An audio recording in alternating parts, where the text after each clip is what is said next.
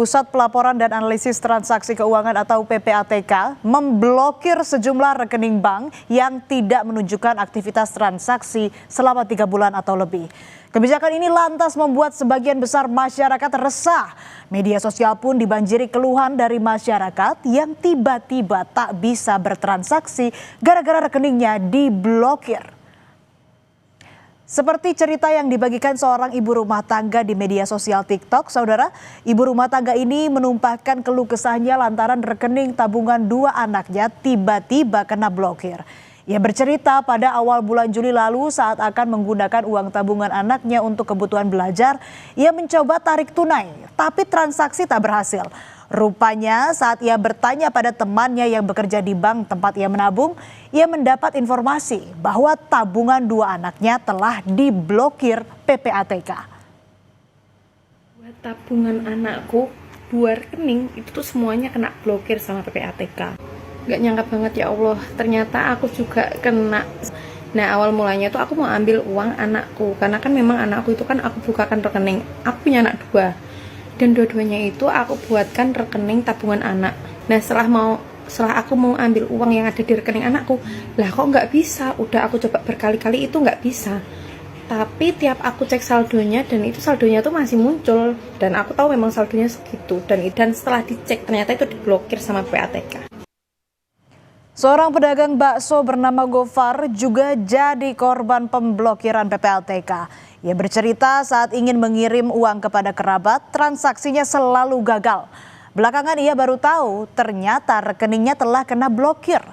Gofar mengaku rekeningnya memang sudah 3 bulan tidak digunakan. Mungkin lah bang, gitu. Kok nggak bisa transaksi gitu. Padahal uang bisa masuk gitu. Setidaknya jangan kayak gitu bang, gitu. Harus ada pemberitahuan dulu melalui SMS, melalui apa gitu. Pengacara Hotman Paris turut merespons keriuhan pemblokiran rekening oleh PPATK. Hotman bilang ia menerima banyak aduan dari masyarakat. Hotman Paris lantas mempertanyakan dasar hukum PPATK memblokir rekening warga yang sudah tidak dipakai selama 3 bulan lebih. Menurutnya kebijakan tersebut melanggar hak asasi sebab negara tak berhak membekukan rekening warga yang tak terkait tindak pidana. Saya belum jelas apakah dasarnya peraturan apa. Masa rekeningnya harus dibekukan? Dan itu kan melanggar hak asasi. Bapak-bapak tidak berhak membekukan rekening orang kalau memang dia tidak pakai atau dorman rekeningnya. Bapak tidak berhak, negara tidak berhak. Itu hak pribadi orang.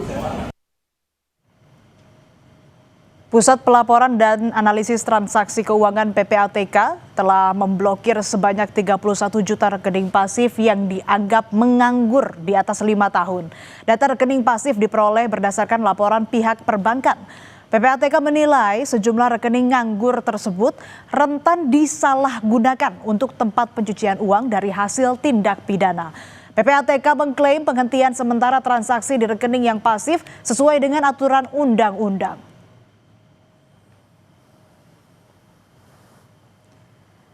Banyaknya masyarakat yang speak up karena rekeningnya diblokir membuat PPATK akhirnya kembali membuka 28 juta rekening yang sempat diblokir. PPATK memastikan proses pengaktifan sejumlah rekening yang sempat terblokir akan terus dilakukan. Asalkan masyarakat mengisi formulir khusus dari laman PPATK. Tujuannya agar memastikan rekening-rekening tersebut memang benar ada pemiliknya. Sementara itu, Otoritas Jasa Keuangan atau OJK menyebut akan meninjau ulang soal aturan rekening perbankan secara menyeluruh termasuk rekening pasif. OJK bilang hal itu untuk memberi kepastian kepada nasabah dan bank agar tidak ada yang dirugikan dan juga sebagai upaya menjaga stabilitas sistem keuangan. OJK dalam kewenangannya berdasarkan undang-undang akan melakukan langkah-langkah yang diperlukan, gitu kan, untuk tetap melaksanakan tugasnya menjaga stabilitas sistem keuangan atau sistem perbankan. Nah, termasuk di dalamnya itu adalah upaya kita untuk melakukan revisit kira-kira begitu terhadap peraturan-peraturan yang terkait dengan rekening, ini seluruhnya rekeningnya, termasuk